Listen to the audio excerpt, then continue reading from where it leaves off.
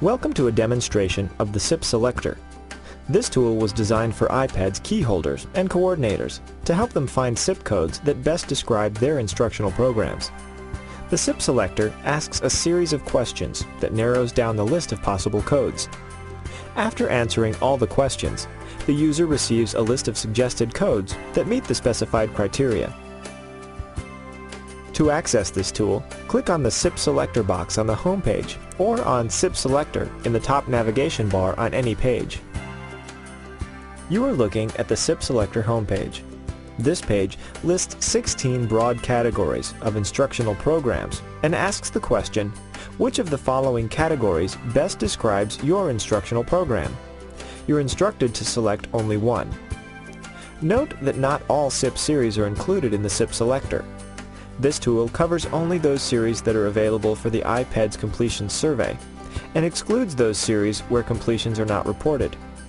Excluded are Series 28, 32 through 37, 53, and 60. Note also that the groupings represented in the 16 categories loosely correspond to what is found in the SIP, but do not exactly match up with the basic SIP structure. Instead, the SIP selector groups instructional programs to reflect how institutions are typically structured and/or how users may intuitively think. To use the SIP selector, you don't need to understand the logic behind the categories, nor be familiar with the SIP structure. You simply answer the questions. To illustrate, let's walk through an example. Suppose you are trying to find codes for a couple of new literature programs at your institution. You first select Arts and Sciences. A second question appears, highlighted at the bottom of the page, offering 4 new options. You now select Humanities, Liberal, and Fine Arts. This is easy. A third question appears, with 7 new options. You readily determine that English language and literature is what you need. Select it.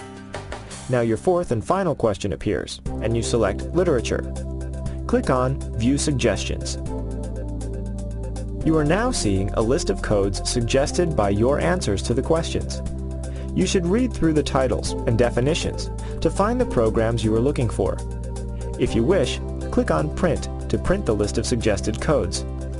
If you didn't find what you need, click on Modify Selections to choose a different answer to one of the questions. Or you can click on Start Over to begin again by answering the first question. Let's try another example. You would like to find a code for your interdisciplinary biology and society program. You begin by selecting Multi/Interdisciplinary Studies. Then a second question appears, offering subgroups of interdisciplinary programs to help narrow the search. You select Interdisciplinary Sciences, and the third question appears. Human biology looks promising, so you select it. There are no further questions, and you click on View Suggestions. In this case, there is only one suggestion available, but it's a good one. You read through the definition of human biology and see that biology and society is offered as an example. You have found your code. By the way, you'll be reassured to know that if you had selected interdisciplinary social sciences instead of interdisciplinary sciences, you would still have been led to this code, because human biology intersects interdisciplinary sciences and interdisciplinary social sciences. It is included under both headings. More generally in the SIP selector, specific codes can be reached by multiple paths, routes that depend on how the user answers each question. We've reached the end of the SIP selector demonstration. We're sure you'll agree that this is an easy-to-use tool that can help you find the codes you need.